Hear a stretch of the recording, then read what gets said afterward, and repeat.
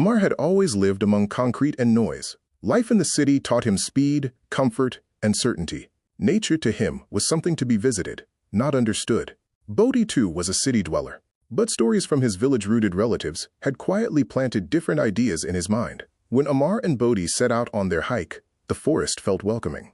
The air was fresh, the path was clear, and the journey seemed simple. Neither of them knew how quickly calm could change its face. Without warning, the sky turned restless. Wind roared through the trees, rain fell in sheets, and the trail vanished.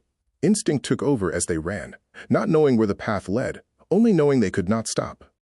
Almost an hour, silence, whispered.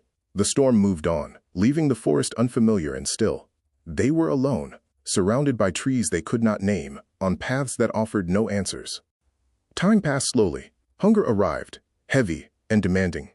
Amar had always depended on packaged food and predictable meals. Now, panic settled in deeper than the emptiness in his stomach. But Bodhi stayed quiet, searching his memory. He recalled conversations, fragments of knowledge, half-forgotten lessons. Slowly, the forest changed from a threat into a teacher. Leaves, roots, and plants began to tell their stories. With shared effort and cautious choices, they found food. Enough to survive. Enough to hope. The forest that frightened them now sheltered them, and trust grew stronger between two tired friends.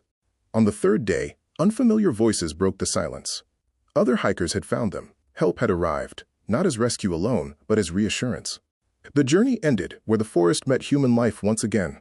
A small village, simple homes, safety. Amar learned that survival is not about strength alone, but about knowledge, humility, and companionship. Same way the College Point says. The main aim of knowledge system is not to harm anyone, but to bring togetherness.